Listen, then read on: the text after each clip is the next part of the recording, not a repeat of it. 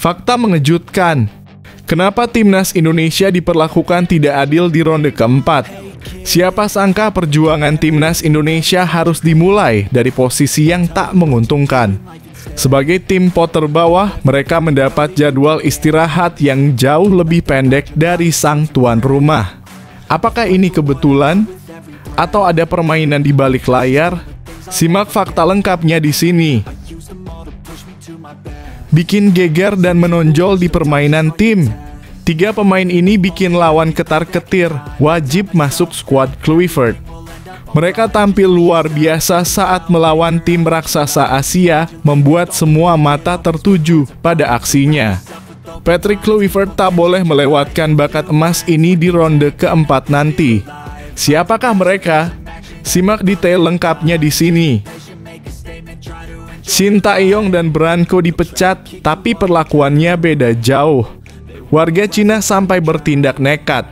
2 pelatih ini sama-sama kehilangan jabatan, tapi reaksi dan perlakuan yang mereka terima sungguh bertolak belakang. Warga Cina pun dibuat kecewa berat, sampai melakukan hal yang tak terduga. Simak fakta mengejutkannya berikut ini. Hancur lawan Jepang. Erick Thohir langsung ambil keputusan gila untuk timnas. Kekalahan telak dari Jepang jadi pukulan keras bagi sepak bola Indonesia. Erick Thohir pun menunjuk sosok mengejutkan Simon Tahamata yang sempat meneteskan air mata saat Indonesia diberondong Jepang. Simak ulasan lengkapnya sekarang. Malaysia panik. Pemain senior ini bisa turun di tim U23. Vandenburg siapkan pasukan tempur. Gerald Vandenburg diam-diam pantau nama-nama senior yang bisa memperkuat timnas U23. Jika daftar ini benar-benar dipanggil, Malaysia bisa-bisa tak berkutik di lapangan.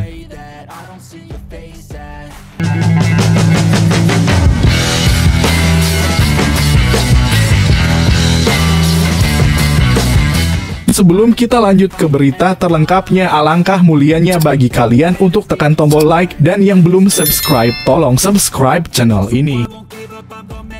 Fakta mengejutkan. Kenapa timnas Indonesia diperlakukan tidak adil di ronde keempat? Siapa sangka perjuangan timnas Indonesia harus dimulai dari posisi yang tak menguntungkan. Sebagai tim pot terbawah, mereka mendapat jadwal istirahat yang jauh lebih pendek dari sang tuan rumah. Apakah ini kebetulan? Atau ada permainan di balik layar? Simak fakta lengkapnya di sini. Timnas Indonesia berpotensi bakal dirugikan oleh jadwal saat tampil di ronde keempat kualifikasi Piala Dunia 2026 zona Asia. Timnas Indonesia lolos ke ronde keempat usai finish sebagai peringkat keempat grup C. Tim asuhan Patrick Kluivert mengoleksi 12 poin dari 10 laga. Merah Putih harus bersaing dengan 5 negara lainnya demi 2 tiket otomatis. 6 negara bakal dibagi dalam 2 grup dan memperebutkan 2 tiket otomatis terakhir ke Piala Dunia 2026. Selain timnas Indonesia, ada Arab Saudi, Qatar, Irak, Uni Emirat Arab, dan Oman. Ronde keempat sendiri bakal digelar dengan sistem round robin. 3 matchday ronde keempat bakal digelar pada 8,11 dan 14 Oktober 2025. Timnas Indonesia jadi satu-satunya tim di luar 100 besar peringkat FIFA yang akan tampil di ronde keempat. Berdasarkan rancangan awal jadwal dari AFC, kondisi tersebut berpotensi merugikan timnas Indonesia. Pasalnya, timnas Indonesia bakal menempati pot terbawah atau pot ketiga. Pot teratas bakal ditempati oleh Arab Saudi dan Qatar selaku tuan rumah. Pot teratas sendiri bakal mendapatkan keuntungan besar dari segala segi. Salah satu keuntungan yang diperoleh adalah penyusunan jadwal. Tim tuan rumah bakal memiliki istirahat sepekan. Mereka akan memainkan laga perdana pada 8 Oktober 2025 menghadapi tim di pot terbawah. Timnas Indonesia atau Oman sebagai penghuni pot terbawah bakal jadi lawan. Tim tuan rumah bakal menutup petualangan di ronde keempat saat menantang tim dari pot kedua yang dihuni oleh Irak dan Uni Emirat Arab pada 14 Oktober 2025. Nasib berbeda dialami oleh tim pot kedua dan pot ketiga. Tim dari pot ketiga hanya memiliki waktu istirahat selama 3 hari dan mengakhiri turnamen lebih awal. Selain itu, mereka juga akan mengawali jalannya ronde keempat bersama tuan rumah. Timnas Indonesia dipastikan bakal mengakhiri ronde keempat pada 11 Oktober 2025. Sementara tim dari pot kedua bakal memulai petualangan pada 11 Oktober 2025. Mereka akan mengakhiri petualangan pada 14 Oktober 2025 menghadapi tim tuan rumah. Potensi jadwal ronde keempat Timnas Indonesia di ronde keempat dalam kurung sumber AFC 8 Oktober 2025 Timnas Indonesia versus Arab Saudi atau Qatar, 11 Oktober 2025 Irak atau Uni Emirat Arab versus Timnas Indonesia.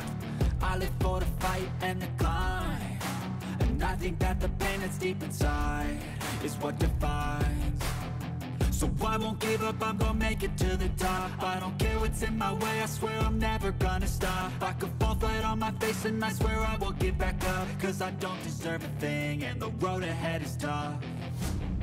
They'll try to kick you while you're down. They wanna rise up while you drown. They wanna fill your head with doubt. They're silently scared that you'll figure it out. I'll make it look like I'm losing. Bikin geger dan menonjol di permainan tim. 3 pemain ini bikin lawan ketar-ketir, wajib masuk skuad Kluivert. Mereka tampil luar biasa saat melawan tim raksasa Asia, membuat semua mata tertuju pada aksinya. Patrick Kluivert tak boleh melewatkan bakat emas ini di ronde keempat nanti. Siapakah mereka? Simak detail lengkapnya di sini. Timnas Indonesia sukses melangkah ke ronde keempat kualifikasi Piala Dunia 2026 zona Asia. Di bawah komando Patrick Kluivert, Garuda membuka babak baru dalam perjalanannya menuju pentas dunia. Namun di tengah euforia tersebut, pelatih anyar Patrick Kluivert harus segera melakukan evaluasi mendalam, terutama soal pemilihan pemain untuk skuad inti. Meski banyak sorotan tertuju pada pemain naturalisasi, beberapa pemain asli Indonesia justru tampil menonjol dan layak mendapat tempat di babak berikutnya. Mereka bukan nama-nama besar, tetapi konsistensinya mencuri perhatian, bahkan saat Indonesia dihantam Jepang 0-6 sekalipun. Berikut 3 pemain lokal yang layak mendapat tempat di skuad Patrick Kluivert untuk ronde keempat. 1. Beckham Putra. Dipercaya tampil sebagai pemain pengganti saat melawan Cina, Beckham Putra langsung menunjukkan kelasnya. Saat melawan raksasa Asia, gelandang muda Persib Bandung itu kembali dipercaya tampil sebagai starter dan bermain selama 45 menit. Meski posturnya mungil, Beckham tak gentar berduel dan mampu mengatur tempo serangan dengan baik. 2. Ricky Kambuaya. Nama Ricky Kambuaya mungkin sempat tenggelam, tapi saat diberi kesempatan bermain oleh Kluivert, ia membuktikan dirinya masih layak diperhitungkan. Usai mencuri perhatian di laga kontra Cina, Kambuaya kembali menunjukkan tajinya saat melawan Jepang meski baru main di babak kedua. Masuk menggantikan Beckham Putra, gelandang kelahiran Sorong itu memberi dampak instan lewat energi dan pressingnya. Ricky juga menunjukkan kematangan dalam membaca permainan lawan. 3. Yance Sayuri. Yance Sayuri bukan nama populer, tapi performanya selama menit-menit penting melawan Jepang layak diapresiasi. Bermain sebagai winger sekaligus fullback, Yance menunjukkan fleksibilitas luar biasa. Ia berani menusuk ke dalam, punya crossing yang akurat dan aktif membantu bertahan. Yance mencatat 2 umpan silang sukses dan 1 tembakan tepat sasaran saat melawan Jepang, satu-satunya dari sektor kiri. Patrick Kluivert memang membawa pendekatan sepak bola Eropa. Namun keberhasilan timnas Indonesia juga sangat ditentukan oleh kontribusi pemain lokal yang tangguh dan konsisten. Beckham, Ricky, dan Yance adalah 3 nama yang menunjukkan performa nyata, bukan sekadar reputasi. Mereka layak terus dipanggil ke skuad Garuda jika Indonesia ingin melangkah lebih jauh menuju Piala Dunia 2026. Kini semua tergantung pada keputusan Patrick Kluivert dan jajaran pelatih. Dengan kombinasi matang antara pemain naturalisasi dan lokal, Kluivert punya modal besar untuk melangkah lebih jauh.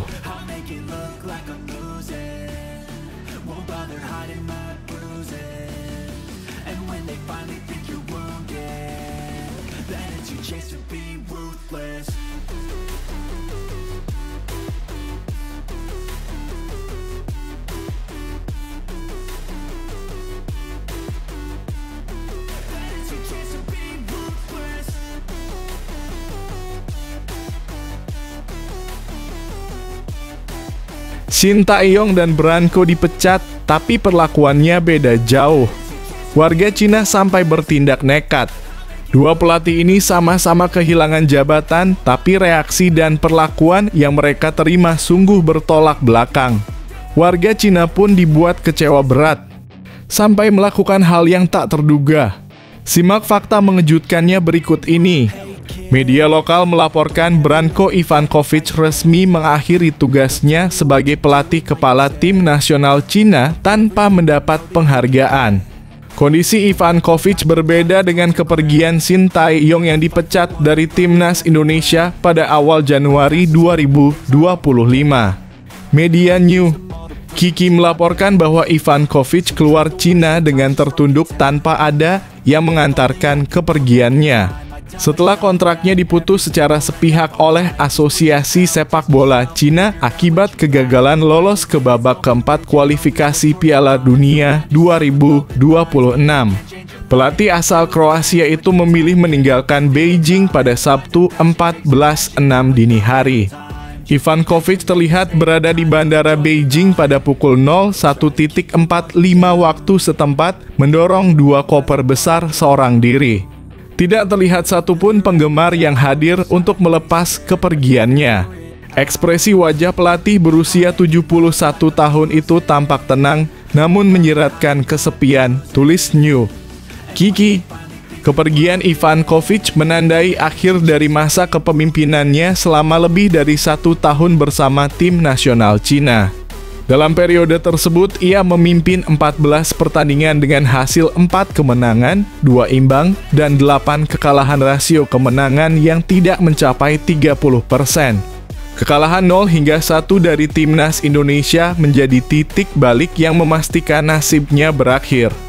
Pada 13 Juni, Ivankovic sempat mendatangi kantor pusat Asosiasi Sepak Bola Cina untuk menuntaskan proses administratif pemutusan kontraknya.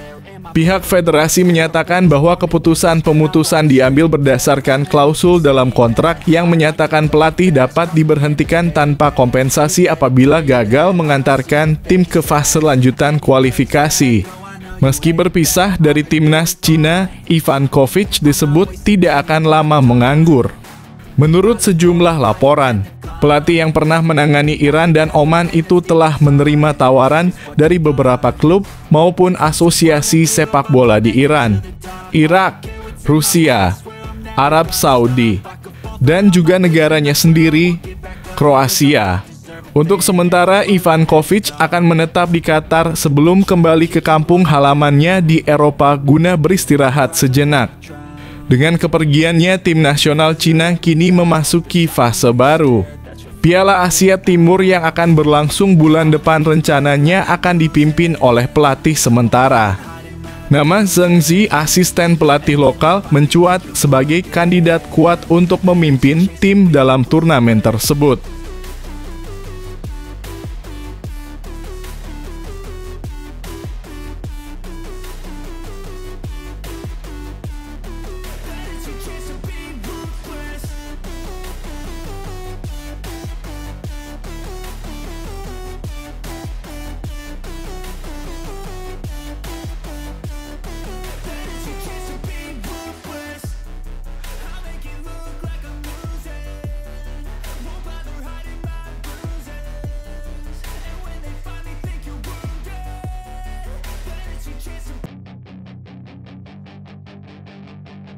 Hancur lawan Jepang.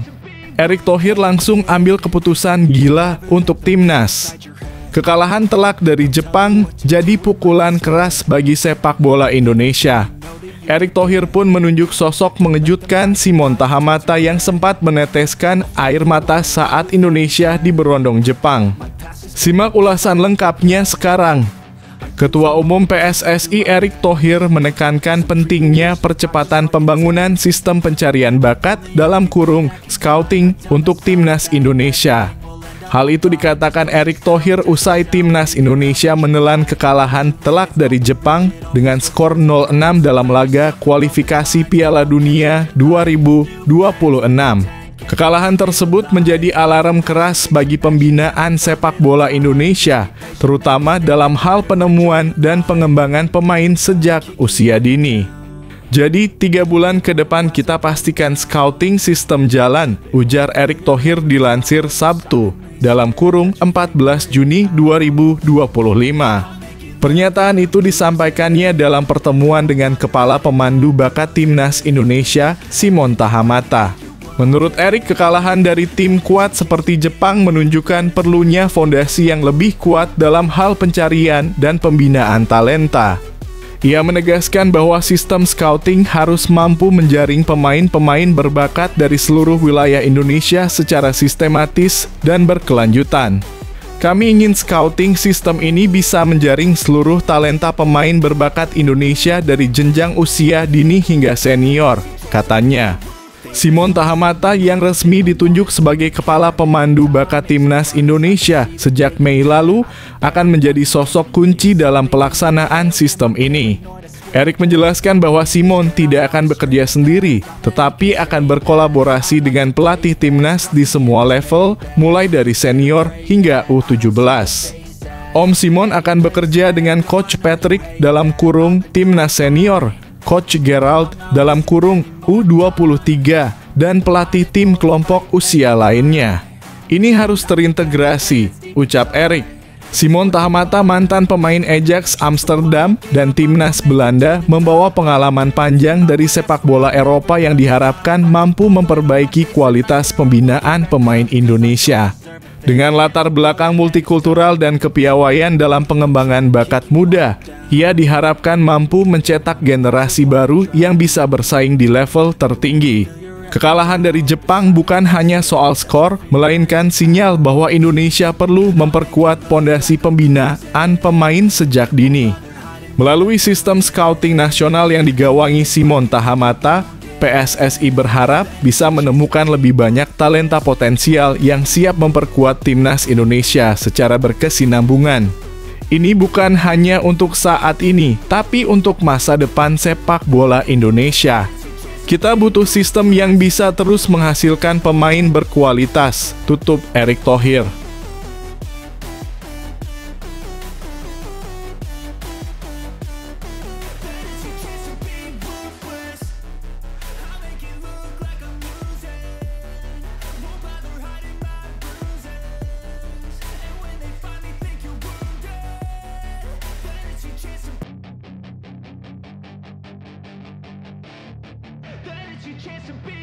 Hey kid, don't ever let them get inside your head.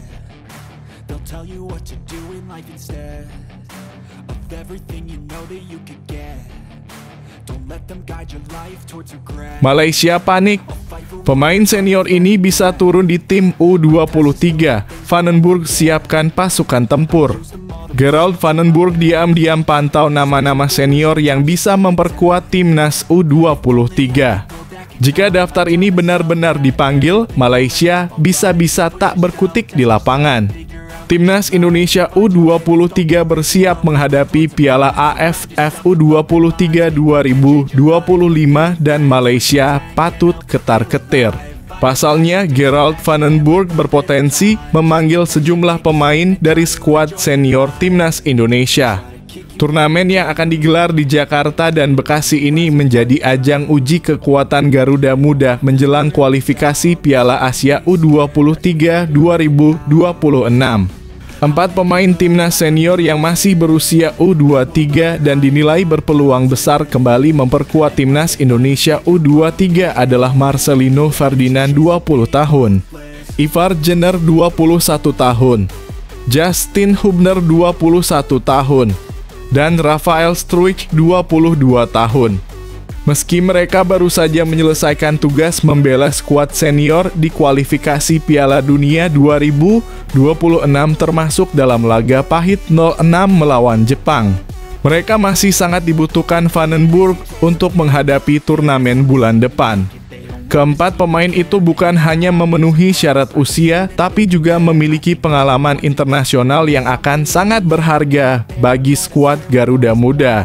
Apalagi Piala AFF U-Strip 23 2025 akan menjadi momentum penting dalam membangun fondasi tim menuju kualifikasi Piala Asia U2030 2026 yang dijadwalkan September nanti di Sidoarjo. Selain nama-nama dari tim senior, 1 pemain keturunan Belanda juga menjadi perhatian. Pelatih Gerald Vandenburg disebut-sebut meminta langsung kepada PSSI untuk segera menyelesaikan proses naturalisasi Mauro Zijlstra, penyerang muda berusia 20 tahun milik FC Volendam. Zijlstra baru saja membawa klubnya promosi ke Eredivisie dan dinilai sangat potensial untuk menambah ketajaman lini serang timnas U23. Dalam sebuah unggahan YouTube tanggal 13 Mei 2025, YouTuber Yusa Nugraha mengungkapkan percakapannya dengan Mauro. Dia bilang, "Saat ini kita juga sedang melakukan proses dan dia juga melakukan proses itu dengan Fardi, agen dari Timnas Indonesia," ujar Yusa. Bahkan Zijlstra sendiri membeberkan bahwa Gerald Vandenburg secara pribadi menginginkan dirinya memperkuat Garuda Muda.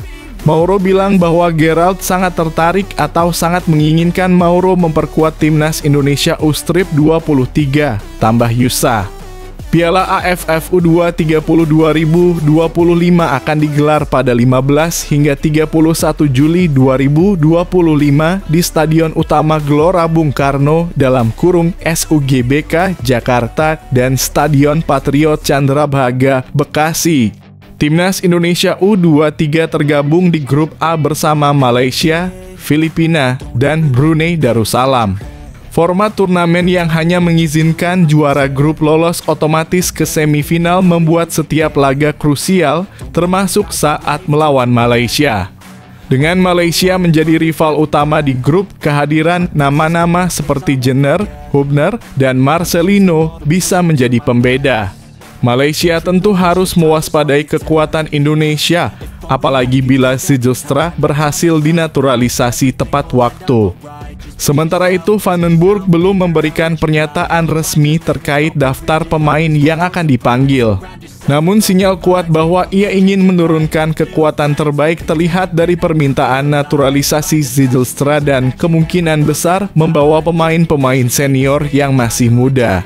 Timnas Indonesia U-Strip 23 juga menargetkan lolos ke putaran final Piala Asia U2030 2026, di mana mereka akan menghadapi grup berat yang diisi oleh Korea Selatan, Laos, dan Makau. Mengingat hanya juara grup yang dipastikan lolos, penting bagi Garuda Muda untuk mematangkan komposisi terbaik sedari sekarang. Dengan potensi dipanggilnya nama-nama pemain top seperti Marcelino, Jenner, dan Hubner serta masuknya Mauro Zijlstra. Timnas Indonesia U23 di bawah komando Gerald Vandenburg punya peluang besar tidak hanya menjuarai Piala AFF U2030 2025, tapi juga mencuri perhatian di Asia.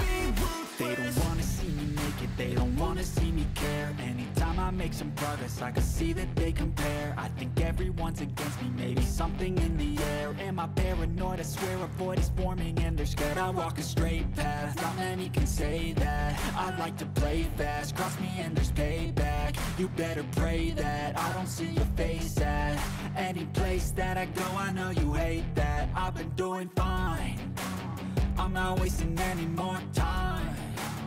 I live for the fight and the climb, and I think that the pain that's deep inside is what defines. So I won't give up, I'm gonna make it to the top. I don't care what's in my way, I swear I'm never gonna stop. I could fall flat on my face and I swear I will get back up. Cause I don't deserve a thing and the road ahead is tough.